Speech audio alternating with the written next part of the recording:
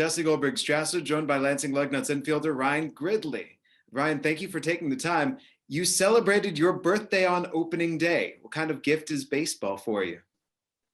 That's the best. I mean, we've waited so long kind of for this moment to go out there. And it was cool just to like feel the jitters of getting back out on the field, seeing fans, heckle other players, and get to face some real velocity on the mound. I mean, I guess we've been doing that in spring training, but it's a little bit different when it matters, you know, when all the stats count and everybody's playing for something, it's a big difference. So that's a great gift. To celebrate your birthday in early May and be a baseball player, how many times in your life have you played a game on your birthday? You know, I think last year was the first time that I didn't.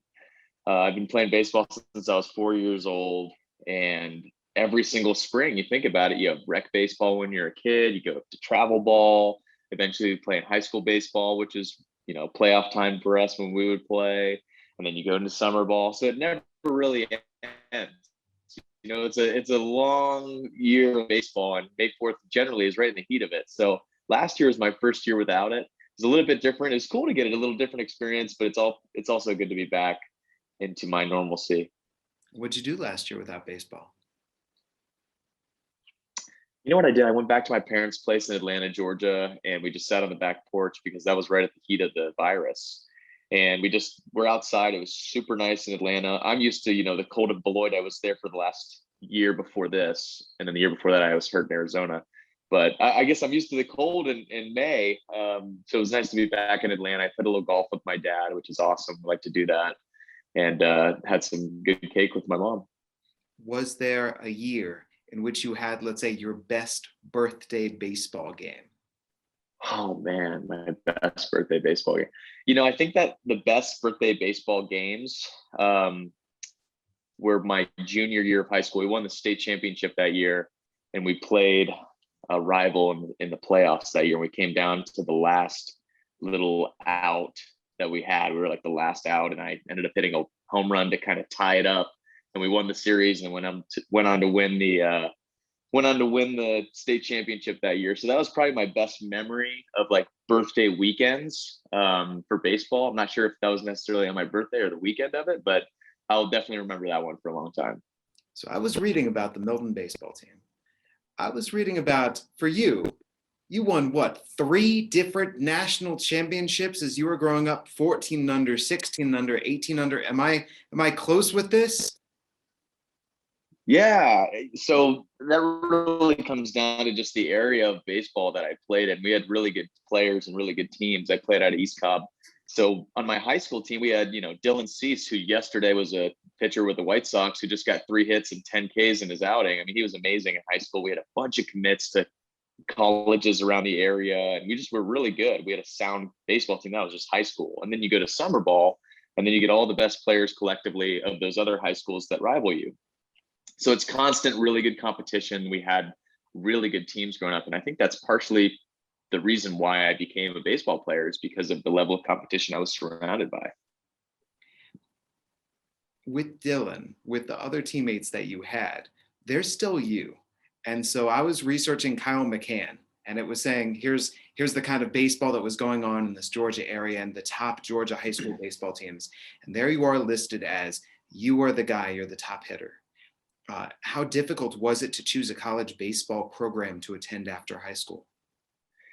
Yeah, you know, I really wasn't even that good of a hitter out of high school. I was a really good contact hitter. I didn't have much pop in my swing. I was really good at getting on base, and that's kind of the way I play now currently, but I've developed as a player in different aspects of my game as I got older, as you'd expect from somebody that's played for a long time. You know, I turned 26 yesterday, and I've added some attributes, right? I've added some skills that I didn't necessarily have before, and that took me some time. So it's not like I was necessarily getting recruited by every single school in the country, but I would say a lot of good SEC, ACC schools were recruiting me. Clemson, Georgia Tech, Georgia, South Carolina, and then obviously Mississippi State. And when I was going through the recruiting process, I felt like Mississippi State was my best opportunity because I really wanted to play shortstop. And Coach Cohen at the time really believed that I could be a shortstop at the university. And I developed into a really good shortstop there and came out of there at all SEC first team and basically developed into what I am today. And that was kudos to them. You know, I wasn't necessarily that player yet, and they believed in me to become that type of player. And I'll always be grateful for that. Were there something specific, talking about the technicalities, how did you get better as a ball player at Mississippi State?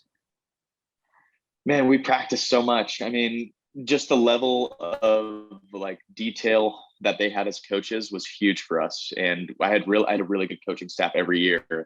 My last year I had Andy Cannizzaro, and that's really where I kind of jumped off as a hitter. I was always a good defender, and I kind of climbed each year as a hitter, right? My first year I was a 245 hitter, became a 285 hitter my second year, and then a 330.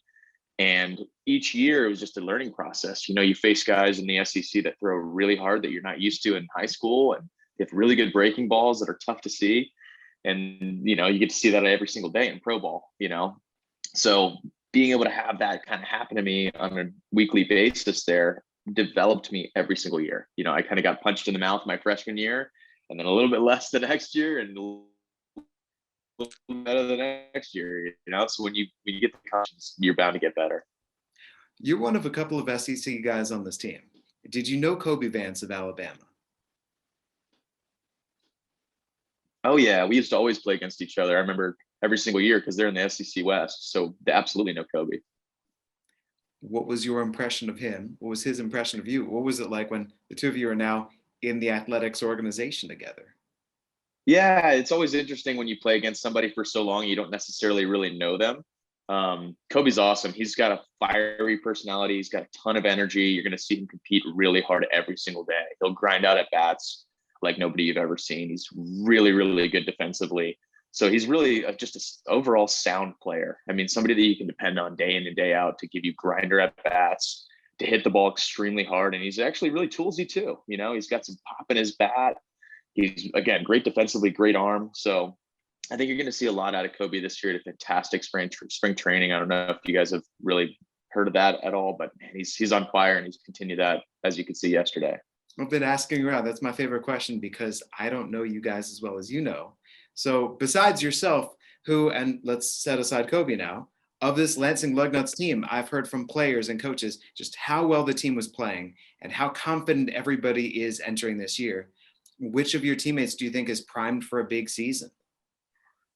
Wow, there's just so many players. That's going to be hard for me to narrow down because I was talking about it with a lot of guys. We're a very sound team fundamentally across the board on every aspect of the game. I haven't necessarily seen that since my first year. And my first year was in Vermont when we got second place. We had guys like Jesus Luzardo, who was our number one pitcher. You know, you had Parker Dunshee, you had Brian Howard pitching for us, who quite frankly are probably going to be in the big league soon. You know, Greg Dykman, one of our top prospects. You had Kevin Merrill with us, who's a good shortstop with us. We had Will Toffey, we had Logan Salo. I mean, all these guys that are really good players, we got to see. We had a complete staff. We had hard throwing bullpen guys, power, speed, everything. And this is the first year since then that I've really seen a team compiled of the same type of ability, right? Really good starting pitchers across the board that throw strikes with really good stuff. And then relievers come in that can do the same thing. And then, you know, on the flip side, you've got really good defensive players that are sound fundamentally. You've got players that can put together great at bats offensively. I mean, you can see last night, like guys like Jordan Diaz, who I've seen now for my last 5 years of playing pro ball. I believe he was a free agent sign right when I got drafted. I think he's 4 or 5 years younger than I am. He's a fantastic player, and you're going to get great at bats from him. You're going to get great at bats from guys like Pat McCall, who I've seen throughout spring training drive the ball over the yard. And you go up and down the lineup with anybody that we have, guys that didn't even play yesterday. You'll see Peralta has done an amazing job every time I've seen him. He's a fiery personality. You've got Shane Selman, who's done awesome every single time I've seen him. So you'll see other guys that you haven't even seen yet that will develop and play throughout the year. And you'll be like, wow, this is a very complete team. It'll be fun to watch. About you in particular, it was a long off season because of spring training 2020 getting shut down so soon. And then all the while leading up to finally baseball is back. How did you use that time? Gotcha. Yeah. So I think the best part of last year for me was my first year to kind of just relax and take a step away from baseball. I think a lot of people don't realize how much goes into being a professional in baseball. It's a constant grind. And quite frankly, we don't get paid very much to do that. So until you get to the big leagues, you're not financially rewarded. So it was my first time to take a step away from practicing every single day baseball, not taking ground balls every day, not swinging the bat every day in the summer, and going out to the lake, and relaxing by the pool and just taking a mental break. That was probably the best piece for me, just being able to take a step back and relax for a second, because when you get in that monotonous grind of the 120 to 140 games, whatever we play every year, it can really mentally wear down somebody. Physical aspects, obviously everybody knows, wow, it's a lot of games, but people don't necessarily think of the mental grind of having an embarrassing play, right? Or an embarrassing at bat. Those things take a toll on you as a player, and being able to take a step away from that and enjoy, a day out on the water, or just going to the golf course alone and enjoying that. That was something that, looking back on, I'll really appreciate. And it makes you appreciate the game even more when you come back to it, because now I come out to the yard and I don't think like, man, another day. I think like, I get to come out today. So just trying to keep a positive attitude is going to be key for a lot of our players. And we've got a lot of younger guys on our team this year. I'm probably one of the older guys on this team. So I think one of the main things, reach out to younger players and just say, like, try to be as positive as you can, because it can really beat you up. Like, you can have a terrible game for 7 games in a row, but if you think about every single day being positive instead of letting those things kind of eat at you, you're going to be able to last over the length of a long season much more efficiently. So again, I think just kind of taking a step away, realizing that there's a lot of positives here, was my biggest takeaway from this offseason. With Ryan Gridley, let's talk ProCo Plus. The way that I understand it, and you're about to phrase it better than I am, but to take young players and match them up with, whether it's professional players, coaches, people to help mentor them, teach them baseball, that combination of connecting people who, if not for ProCo Plus, they would never have been connected. They couldn't grow, learn the way that you and your teammates have learned. How is that summation, and what am I missing? Yeah, I think you pretty much hit it spot on there. We're a mentorship company. So my idea of this was in 2018. I just finished my season with Beloit. I drove back home and was training in the off season at a place called Rapid Sports Performance Center. We've got a bunch of professional players that are kind of in that same area. Like I said, the Atlanta area is a hotbed for pros. And a lot of us talked about how we generate cash for ourselves, because again, we don't financially really get compensated that well through minor league baseball. So you have to find other alternatives. And my idea was to create a place where we could give value to younger players that can learn from us, from our experiences, because we know that's worth something. We've, through all of our experiences, all our ups and downs that baseball has brought us, we know that if we had that opportunity as a kid to have that, we would have utilized it. So that was kind of my idea, going through with that with some guys in 2018. And through 2019, I set a track to kind of build the technology behind it. I had to learn a lot about managing financials, deciding where to put money, deciding what to build up technology wise, and then how to market different things. And I learned a lot. That was something that I was really interested in school, is business development, marketing management. And I got to actually put that into works when I created my company. So that's very exciting for me. But when I launched this in 2020, it was January 1st, 2020 that I launched it, right after New Year's. And I remember thinking, this is a great idea and this could really, really work. And it started a little slow because we didn't spend any money on marketing. But once we got going, we get to spring training and coronavirus hits, and there's all of a sudden this need for online virtual training. So it, in a sense, worked out very well for my company. I got to meet a lot of people that I probably never would have met, maybe that wouldn't have believed in the online training that we provide. But because of all those things that have happened to the world, we were able to contact a lot of people. And we've been able to get in the ears of a lot of kids that probably needed us more than anything, both on the mental and physical side, understanding how their body works, understanding mental approach. There's so much to baseball that goes through players' heads, but not only that, we've expanded to other sports as well. And I think we've now expanded through golf, soccer, and we have strength and conditioning on there. I'm trying to think of anything else. Softball we've got on there. So that's been really fun. And I think one of the coolest things that we've been able to do is form a partnership with the U.S. military as of this year. And we've been able to host Skype calls for the youth military child's and youth services program. So we've been able to kind of distribute some information to those guys on what they want to learn, whether it's speed and agility, whether it's understanding like mental approach in the game, if they're doing softball, how to do, outfield drills or whatever it may be. We had a soccer girl come on there from a professional soccer team and show those kids how to kind of warm up and do their stuff throughout the day. And then from there, what'll happen is you'll see kids will want to do private personal lessons, and that helps, again, generate funding for these professionals' lives. So altogether, I thought it was a great idea. Number one, to generate revenue towards the pros' lives that they need to get a better living situation, to get better food in our systems. But not only that, but to also help the next generation of players that really want the best service. They want to talk to people that have been there or are currently doing it. And when you combine those two, you get a really powerful effect. So that was kind of my plan with that. And it's worked wonderfully. I'm very excited that it's kind of gone that way in business. You never really know, especially in a startup, you never really know. So it's been really fun. Right. I love it. Lastly, what does an ideal 2021 baseball season look like for you?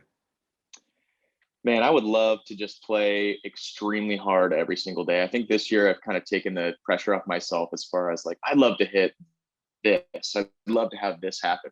Well, of course, I'd love to have that happen, but I just want to compete really hard every single day. That's my goal, is to go in there like fearless, try to drive the ball every single at bat, have great defensive plays, but as long as just remain confident. If I can remain confident every day, I think that's a win for me.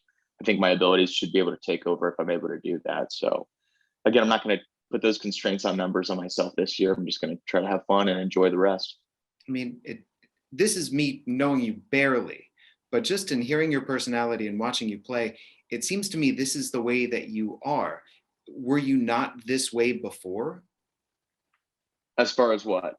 In terms of competing every single day, every at bat, every play. Look, I don't know you that well, but it just seems like that's your personality. Yeah, no, it certainly seems like that. I'm a little bit older now. When you first get drafted, you think about like, if I can get these numbers, I should be in AA by this time. You give yourself a timetable, and things don't work that way. You don't get to make decisions for where you are, where you go. You got to compete every single day and let the rest fall. So in the past, I think I've debated like, why am I here, or why does this person do this? And that's just not kind of the way to do it. The way to get about things is just to mind your own business and work extremely hard and see what happens with that. When you put that pressure on yourself for other circumstances, like I have done in the past, it can make for a really tough season. Even if you're doing well numbers wise, it can make for a frustrating season because there's a lot that goes on in baseball. So I think, again, my thing is to just relax, have fun, hit the ball hard, compete every single day, and try to enjoy my games, because you never know. This could be my last year. You just never really know anymore. Hey, here's to you on and off the field. Thank you so much. Oh, yeah. Thank you. Appreciate it, Jesse. Anytime. Lansing Lugnuts infielder Ryan Gridley. I'm Jesse Goldberg-Strassler, and this is Lugnuts Baseball.